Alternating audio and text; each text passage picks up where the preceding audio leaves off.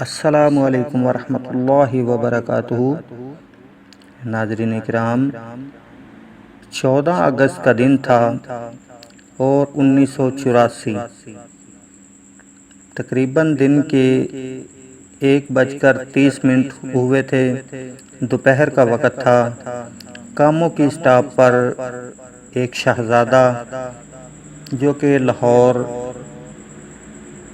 ایک کنونشن میں خطاب کے لیے تشریف لا رہے تھے، وہ کھڑے ہوئے تھے اسٹاپ پر کہ چند کرائے کے غنڈے اور مشرق صفاق لوگوں نے ان پر پے در پہ خنجروں کے وار کرنے شروع کر دیے۔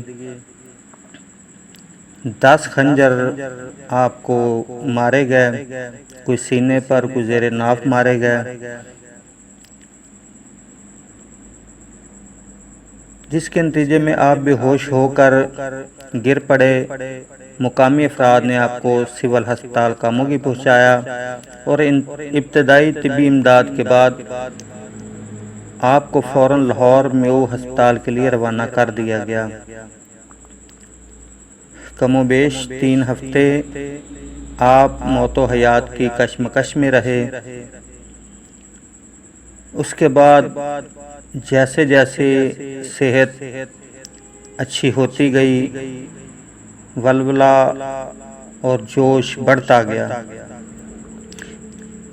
اس حملے کے بعد تقریباً 2.5 مہینے تک کاموکی کا ممبر اس ببر شیر کی للکار کو ترستا رہا۔ عوام اپنے محبوب قائد اور شہزادے خطیب کو دیکھنے کو ترس رہی تھی کہ تقریباً 2.5 ماہ کے بعد جب پہلے دن آپ نے خطبہ جمعہ کے لیے ہمت کر کے آپ نے فرمایا کہ میں جمعہ پڑھاؤں گا، اور الحمدللہ آپ نے پڑھایا۔ ولی کامل سید عبدالغنی شاہ صاحب رحمۃ اللہ علیہ کے ممبر پر جب آپ بیٹھے تو آپ نے جمعہ پڑھایا۔ لوگ شہزادے کے چہرے والے اس عظیم انسان کو دیکھتے تھے اور دیکھتے ہی رہ جا رہے تھے۔ ہر کوئی ایسے سوچتا تھا کہ ہم ان پر جان نچھاور کر دیں۔ جیسے جیسے وہ قرآن پاک کی آیات پڑھتے جاتے اور اشعار پڑھتے جاتے، ویسے ویسے لوگوں کا جذبہ، شوق، ولولہ بڑھتا جا رہا تھا۔ ناظرین، آپ سمجھ تو گئے ہوں گے کہ ہم کس عظیم شخصیت کی بات کر رہے ہیں جو کہ کسی بھی تعارف کے محتاج نہیں، جسم پر مسلک اہل حدیث کی خاطر 10 خنجر کھانے والے، اپنا بچہ شہید کروانے والے جو مشرکوں نے شہید کیا تھا، اور مشرکوں سے بے پناہ مخالفت، گالیاں کھانے والے، اور اللہ کی توحید اور نبی پاک صلی اللہ علیہ وسلم کی رسالت اور صحابہ اکرام کی